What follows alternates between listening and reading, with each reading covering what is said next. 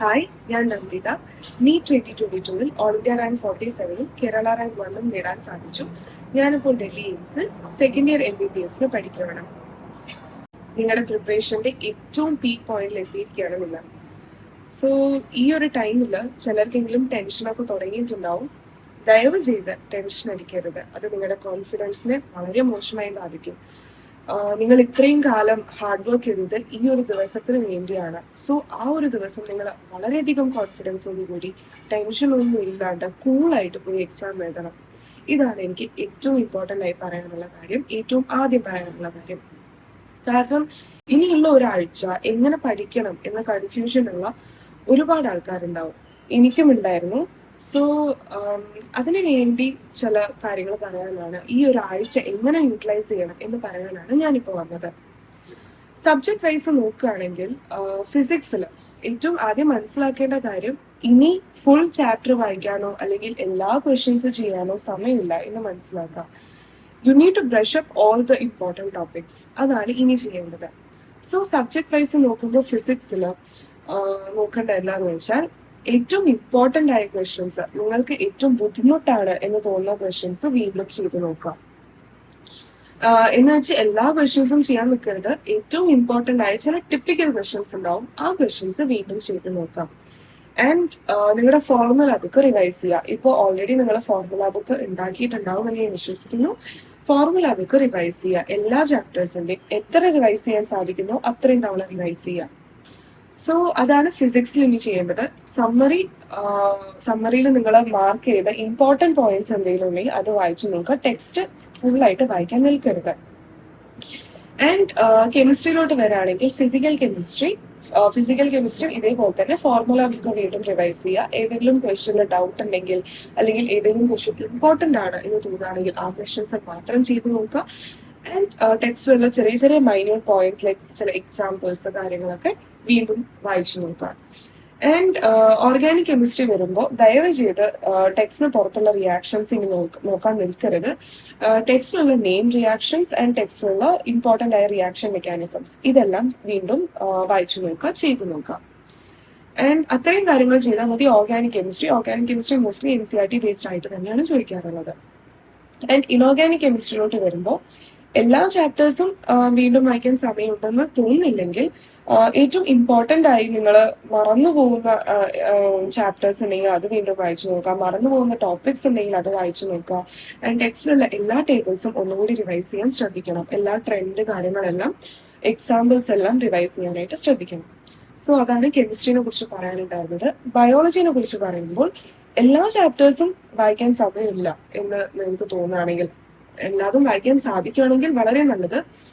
അല്ലെങ്കിൽ നിങ്ങൾക്ക് ടൈം കുറവാണെന്ന് തോന്നുകയാണെങ്കിൽ എന്താണ് ചെയ്യേണ്ടത്, ഏറ്റവും ഇമ്പോർട്ടൻ്റ് ആയ ചാപ്റ്റേഴ്സ്, എപ്പോഴും ഒരുപാട് ക്വസ്റ്റ്യൻസ് ചോദിക്കുന്ന ചാപ്റ്റേഴ്സ് ആൻഡ് ഒരുപാട് കാര്യങ്ങൾ ഓർമ്മിച്ച് വെക്കാനുള്ള ചാപ്റ്റേഴ്സ് വീണ്ടും വായിച്ചു നോക്കുന്നത് നല്ലതായിരിക്കും. നിങ്ങൾക്ക് ഏത് ടോപ്പിക്കാണോ ബുദ്ധിമുട്ടെന്ന് തോന്നുന്നത്, നിങ്ങൾ ഇമ്പോർട്ടൻ്റ് ആയിട്ട് ടെക്സ്റ്റിൽ മാർക്ക് ചെയ്ത കാര്യങ്ങൾ ആൻഡ് ടെക്സ്റ്റിലുള്ള ടേബിൾസ് ഇതൊക്കെ ഫോക്കസ് ചെയ്തിട്ട് ഇപ്പോൾ ടെക്സ്റ്റ് വായിക്കാൻ ശ്രമിക്കുക. ആൻഡ് ഇതുവരെ ചെയ്ത ക്വസ്റ്റ്യൻസ് ഒക്കെ ധാരാളമാണ്. ഇനിയും ക്വസ്റ്റ്യൻസ് ചെയ്യാൻ സാധിക്കുമെങ്കിൽ ചെയ്യുക. ആൻഡ് എല്ലാ ടോപ്പിക്സും, എല്ലാ ഡിഫിക്കൽട്ട് ടോപ്പിക്സും, നിങ്ങൾ മറന്നു പോകുന്ന ടോപ്പിക്സ്, നിങ്ങൾക്ക് ഏറ്റവും കോമൺ ആയിട്ട് എറേഴ്സ് വരുന്ന ടോപ്പിക്സ് വീണ്ടും വീണ്ടും റിവൈസ് ചെയ്യാൻ ശ്രദ്ധിക്കുക. ഫോർമുല ബുക്ക് പക്ക 100% വായിച്ചിരിക്കണം.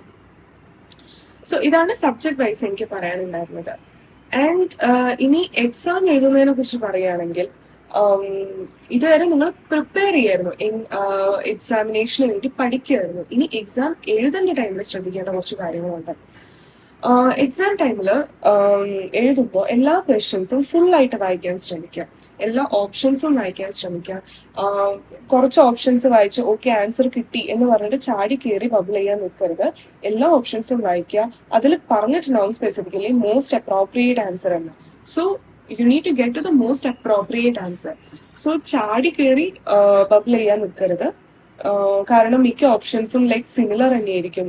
ഇതാണോ ശരി എന്നൊരു കൺഫ്യൂഷൻ വരുത്തുന്ന ഓപ്ഷൻസ് ആയിരിക്കും മിക്കവാറും ഉണ്ടാവാൻ സാധ്യത. ആൻഡ് ബബിൾ ചെയ്യുന്ന സമയത്ത് ഓർഡർ നന്നായി ശ്രദ്ധിക്കണം. നിങ്ങൾ നോക്കിയ ക്വസ്റ്റ്യന്റെ അതേ ക്വസ്റ്റ്യൻ നമ്പറിൽ തന്നെ ബബിൾ ചെയ്യാൻ ശ്രമിക്കുക. ഒരിക്കലും ഓർഡർ തെറ്റരുത്. ആൻഡ് വളരെ അക്യുറേറ്റ് ആയിരിക്കാം. ബബിൾ ചെയ്യുമ്പോൾ ശ്രദ്ധിക്കേണ്ട എന്താ, you need to be fast and accurate. So fast ആവുന്ന ലൈക്ക് ആ ഒരു ഇന്റൻഷനിൽ അക്യുറസിയിൽ ഒരു കോംപ്രമൈസും വരുത്തരുത്. ഓക്കെ, കാരണം നിങ്ങൾ വൺസ് ബബിൾ ചെയ്ത് കഴിഞ്ഞാൽ പിന്നെ അത് മാറ്റാൻ സാധിക്കില്ല. സോ ബബിൾ ചെയ്യുമ്പോൾ നല്ല ശ്രദ്ധിച്ച് ബബിൾ ചെയ്യുക, എന്നാൽ ഫാസ്റ്റ് ആയിട്ട് ബബിൾ ചെയ്യുക.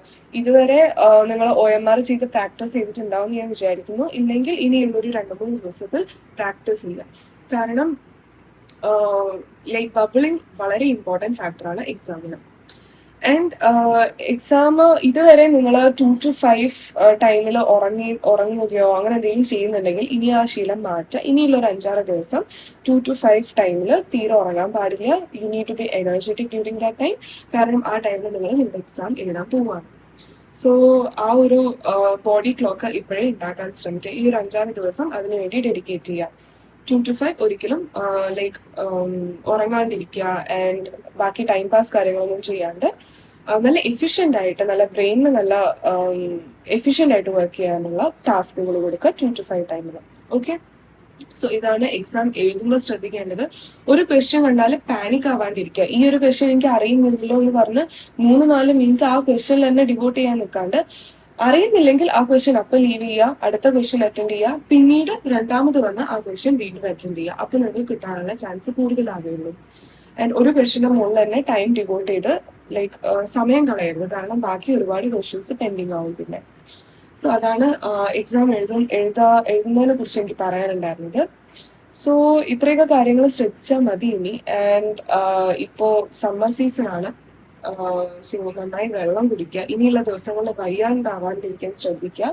ഹെൽത്തിന് ഒരുപാട് കെയർ കൊടുക്കുക, ഒരുപാട് വെള്ളം കുടിക്കുക, പുറത്തുനിന്നുള്ള ഭക്ഷണമൊക്കെ കുറച്ച് കുറയ്ക്കുക, വീട്ടിലുള്ള ഭക്ഷണം അല്ലെങ്കിൽ ഹോസ്റ്റൽ ഫുഡ് കഴിക്കാൻ ശ്രമിക്കുക.